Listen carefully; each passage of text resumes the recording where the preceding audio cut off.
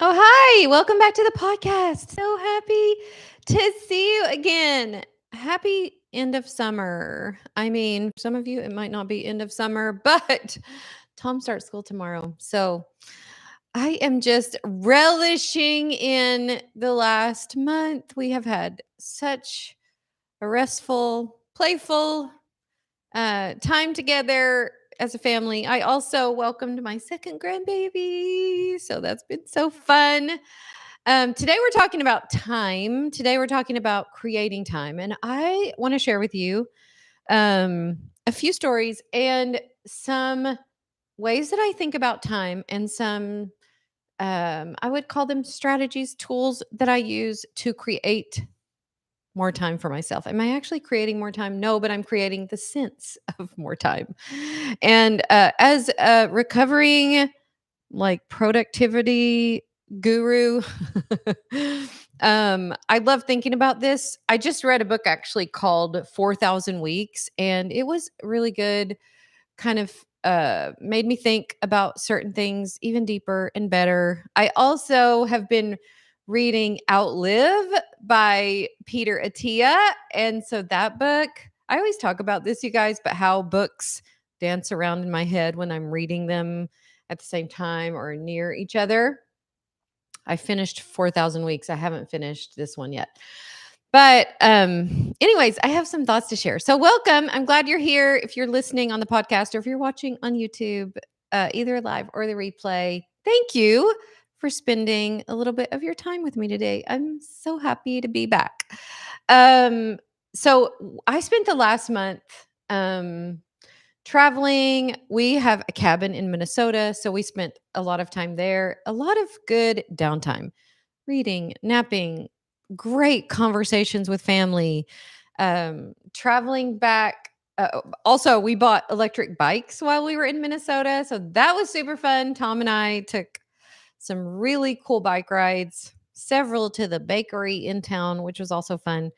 And then, of course, when the grandbaby was born, I flew back to Tennessee and spent several days. And that was, you know what, like for all of you who are in that like newborn period of time with your family, like it's to me, it's just such a sweet, sacred, I know also can be a taxing time. But that was super precious. And then, I met with my mastermind for a day, which was amazing. Flew back to Minnesota for like a week and a half.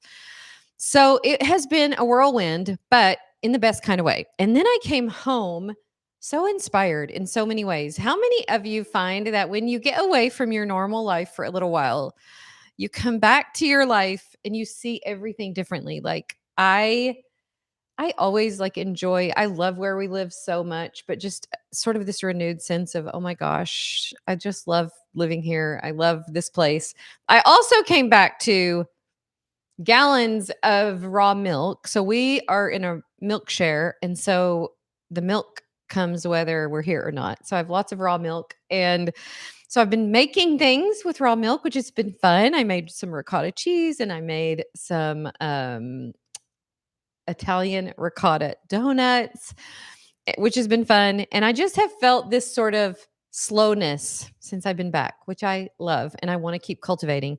So I just want to share with you some ways that I feel like we can cultivate that, especially because a lot of us are getting back to what we would maybe like to call a busy time. Like, oh, we're getting back to school and we're getting back on a schedule and it's a busy time. I also think people sometimes think that what I do in my coaching container is teach people to be super productive or teach people in an unhealthy way to pursue goals. And I was reading some of that. We have our people when they come into life mentoring school after they've been in a month, we have them kind of like do an evaluation, like what seems different in your life since you've been here? How are you making it towards your goals? So I'm going to talk about that in a minute too, how I think about goals, especially as it relates to time. And it's so cool, you guys. I've just been enjoying reading their story so much because, like me, one of my goals this summer was to learn how to wake surf. And somebody else was talking about she was learning how to wakeboard. And people's goals are just so fun. Like, we are definitely not trying to turn you into productivity gurus. We are really trying to help you be more of who you are, more human, so that you really enjoy your life so much. And what I find is that mostly what is keeping people from doing that is what's going on in their brain and how they think about their life. It really keeps them from fully just embracing and enjoying their life. And when we get to the place where we can just really embrace and enjoy where we are, it's so much easier for us to give our gifts to really unlock the true potential that we all have. And I was talking to my son-in-law about goals. We had a really great discussion about goals because when we bring people into life mentoring school, we have them set a 90-day goal. The goal of the goal is not actually the goal. The goal of the goal is for you to become everything you could be, for you to become the version of yourself that's more loving, more resilient, more wise, more in touch with the people in your life, more connected to yourself, more connected to God.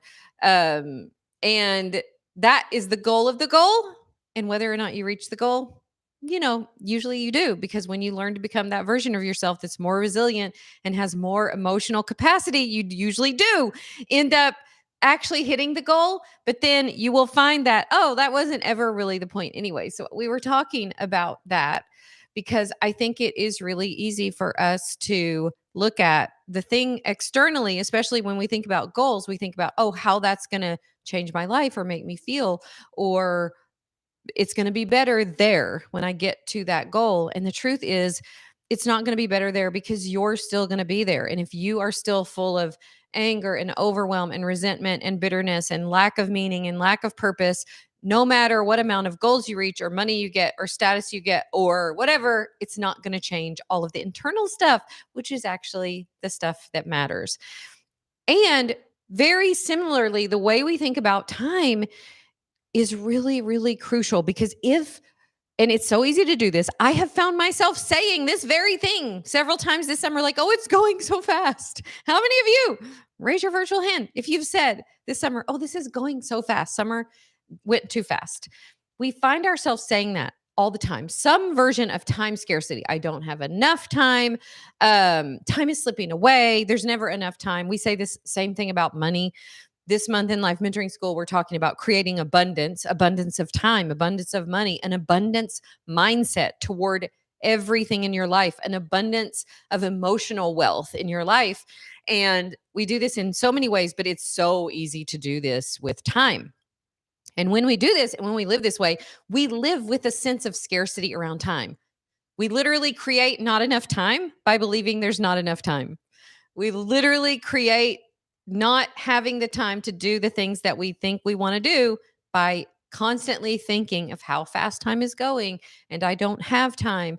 And so if that is something that you struggle with, these tools are really going to help. These tools will give you, like, just what I love about some of this made me think about, the books that I've been reading, especially Peter Attia's book on longevity, because one of his points in his book is he realized that he was doing all the things to live longer, to create more time in his life, but he had not addressed the deeper emotional issues, like the things that really give you quality of life, the things that make your life really full and meaningful and enjoyable and purposeful, which is usually the relationships that we have.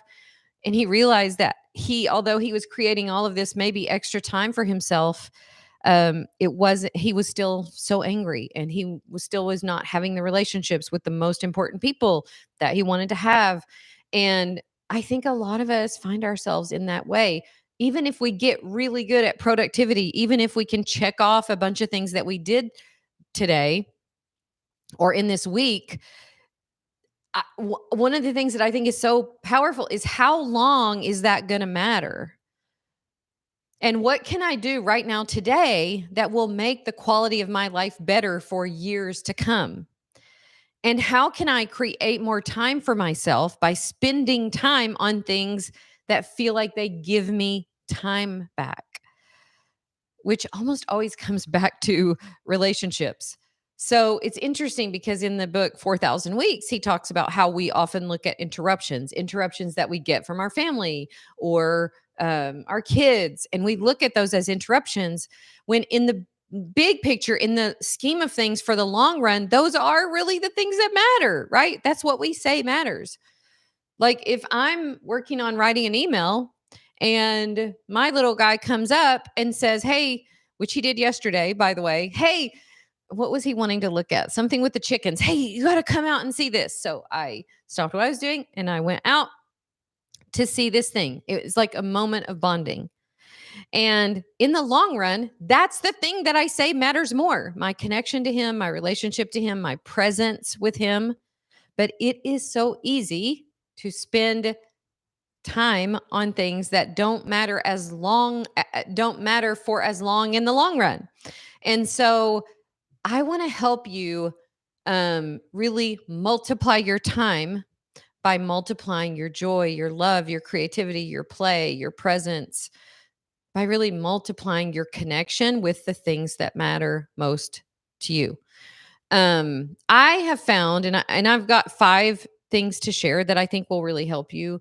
But I have found that this has required so much intention on my part, because this is not how we're wired. We're kind of wired to put out the immediate fires, to check something off on our to-do list because that gives us a hit of dopamine, way more than we're wired toward the sort of slower things that give us a slower payoff, that are in the end really way more important. So I'm going to share 5 things that I feel like I have done and am practicing to create more time, to create a life that feels full and meaningful and joyful. And of course, I'm still working on it, but I just want to share 5 things that have, I am learning to value and practice. The first is this: slow down. Now, this is hard for me because I love to go fast. I am like an excitable personality, and I love things that feel fast and exciting. But always when um, especially when I get away, I love the slow feel of that. I love the slow feel of vacation. I love how it feels to slow down. I love how it feels to do things that are slow. And by that, I mean, like, I read 3 physical books this summer, which doesn't sound like much, but I've been reading mostly on my Audible account. And I read from my Audible account at like double or triple speed. Anybody else guilty of? I just I actually found myself, I confessed this to one of our kids. I was watching a video on YouTube on slow living. There's a whole movement called slow living. I love it so much. And I was watching the video on double speed, you guys. I mean, I get the irony of that. Um, but doing things that are slower, like reading an actual book that you have to like turn the page, things like making real food, like scratch food.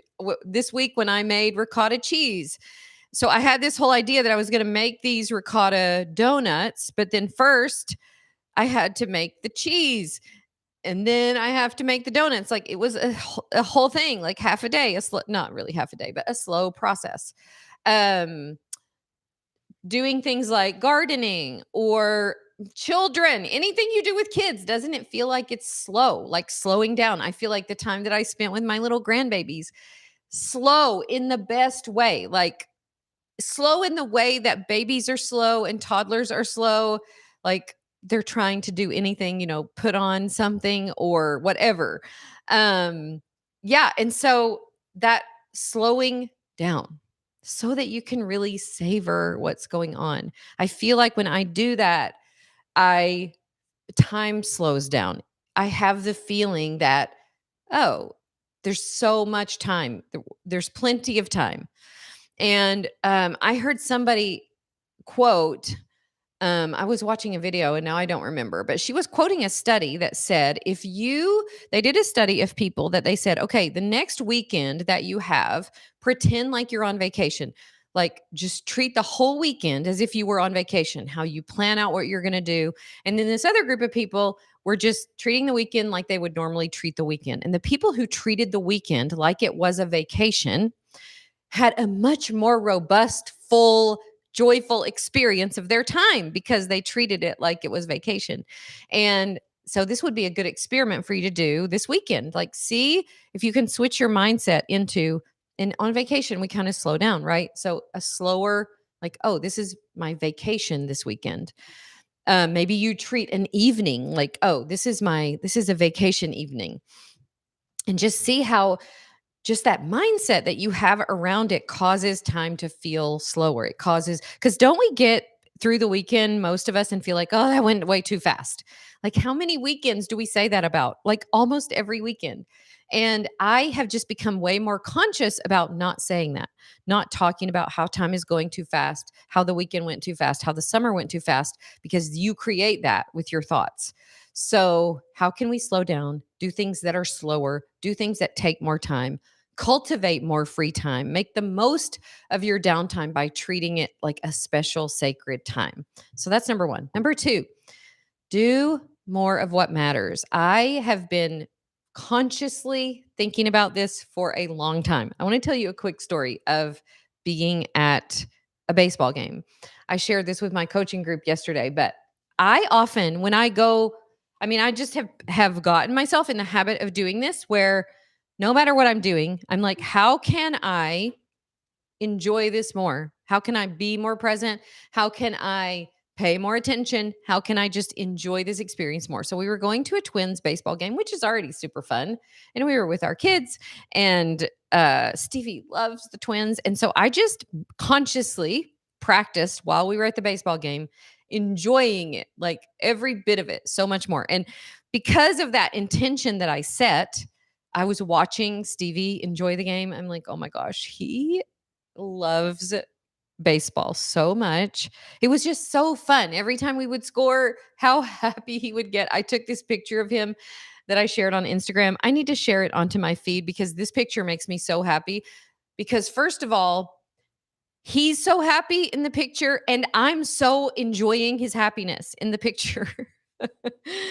And we can do this for ourselves all the time, and we don't slow down enough, I think, a lot of times to make this intention for ourselves of how can we enjoy ourselves more? How can we do more of what matters? And what really matters is that connection and that love of life and that zest for life and that enjoyment. And how can we do that more? How can we play more? How can we rest more? Rest and play are so, so important. And I, even like with Tom, this summer has been an interesting experiment for me. It's been the first summer with him where I haven't had really that much extra help with him. So in the afternoons or whatever, I'm trying to, at least when we weren't traveling, I was trying to do my work with him here and hit all of his little interruptions. And I was practicing viewing the interruptions as, no, this is the point. So totally changes your experience of working at home with your kids when you're like, all their interruptions, those are all the actual points of the day, the real part of the day, right? And it just it has you in the mindset of enjoying your life so much more. How can I be more playful about my life all the time? How can I, and I've had to train myself to do this for him, like after when school is in, and after school, he wants to go down to the lake and he gets muddy and he does things that are so boyish and Tom Sawyer-ish and crazy. And how can I just be more playful? How can I just enjoy the way God made him so much more than like resisting it or fighting against it? So doing more of what matters, which usually means connecting with people. Always and forever, when we get to the end of our life, when you talk to people, they've done studies on this. When you talk to people at the end of their life, they'll ask, what do you wish you had done more of? What was really important to you that maybe you're just realizing? Everybody 100% of the time says relationships. It's the people, it's the connection. How can we keep prioritizing that and have this sort of playful way that we look at it with our spouse? How can you be more playful with your spouse? How can you be more playful with your children? How can you be more playful in friendship? And that has created for me this sense of slowing down, this sense of there's so much time. Um, Number 3, procrastinate on purpose. Now, I teach people how to not procrastinate. I have a whole section in Life Mentoring School where I teach people how to actually get things done and not procrastinate. What I mean by this is sometimes we're procrastinating because there's this resistance to what we're doing that's not just necessarily I'm not doing it because I don't feel like it, but I have some resistance around this thing because I don't actually know if this is really important, or maybe this is not the actual right time to do it. So when I do this, what I find is that a lot of things, like for instance, I have trained myself not to be so actively present on social media. Now, I do a lot of work on social media, but most of that gets scheduled ahead of time.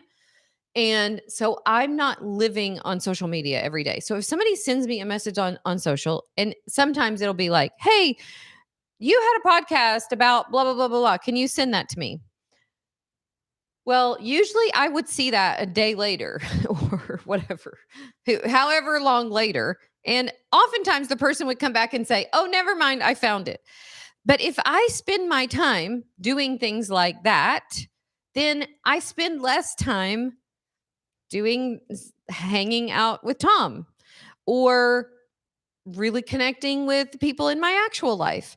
So what I find is that when I purposely procrastinate certain things and just make that a part of my life, and I don't make myself wrong for it, sometimes I'm like, man, I just miss so much.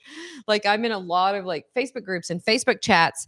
And although those can be super helpful, and I do sometimes intentionally go, okay, I need to try to catch up on this.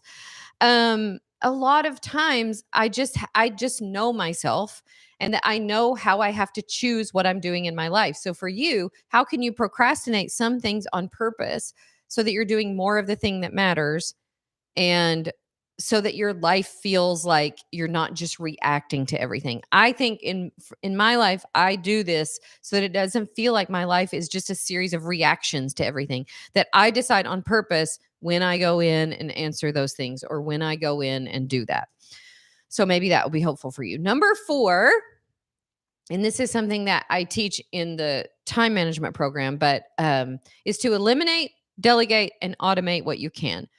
I would say a huge part, maybe the most important part of me feeling like I have slowed time down and enjoyed time so much more and create time, is by saying no to so many things. Because when you say yes to something, you are saying no to a bunch of things. So I have constrained my life to what I feel like these are the most important things, and I've constrained my life to that. I have delegated lots of things. So many things, you guys. Like I have so much help, and I love having help, and I love working in collaboration with people so that I can do the things that only I can do, and other people who can do other things way better than me can do what they're way better at.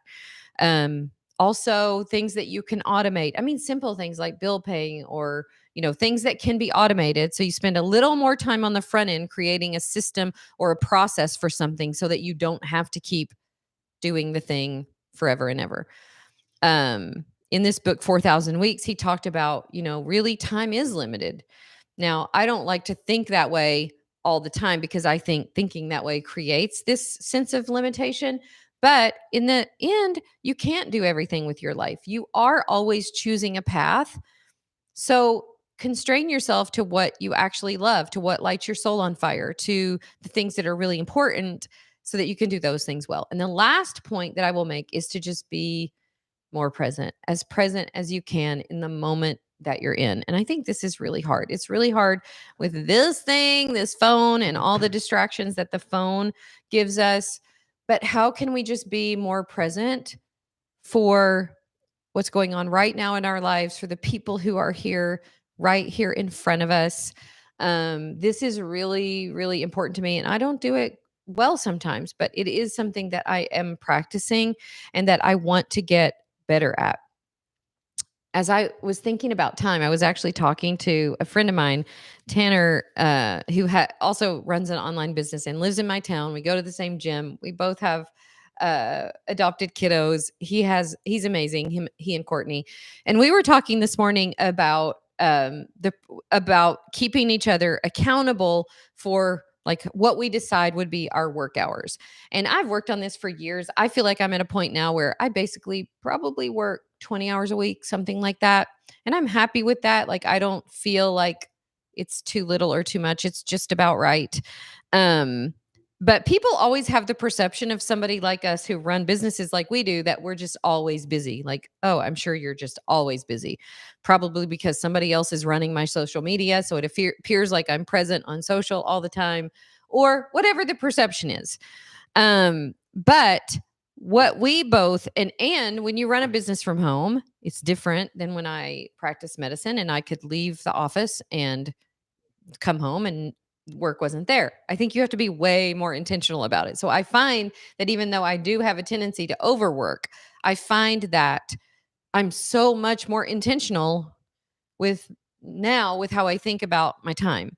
And um I think that creating this sense of there's plenty of time, creating this sense of abundance with regards to time, with regards to resources, with regards to um, emotional wealth, like creating this sense of abundance really does start in your mind. And that's the part of it that I think most of us leave out. We try to take a time management course and just do things like time hacks. But I think that that sense of feeling like you have more time always and forever will come from how you intentionally decide to think about it. So let's just decide to create way more time with our minds first. There's plenty of time to do what matters. There's plenty of resources always. We always have what we need. This sense of abundance, I think, is so powerful because those thoughts become the way you experience your everyday life. And that's really important because the way you experience your life is the way you experience your life. So it's like in the book Outlive, you can do all the things to make your life longer by years, but are you truly enjoying those years? Are you creating emotionally a sense of emotional wealth and love and joy and enjoyment in the time that you have? Which I think is way more important. Okay, so that's what I have for you today. I hope you have a great rest of your day, a great rest of your week. We have changed some things in Life Mentoring School, so we are currently open all the time. We have people ask us all the time, "Hey, I want to join between your launches." So if you do want to join us, just head over to ediewadsworthcoaching.com/enroll. Start creating your life on purpose. The work we're doing this month with abundance, we had our first teaching call or our teaching call yesterday. It was incredible. There are so many resources in there to help you create a life of abundance, a life where you feel like there's plenty. There's plenty of time. There's plenty of resources. There's plenty to go around. This sense of joy and abundance and gratitude for every little thing. If you want help doing that, we would love to help you. All right. I hope you have a great rest of your day, and I will see you next time. Love you.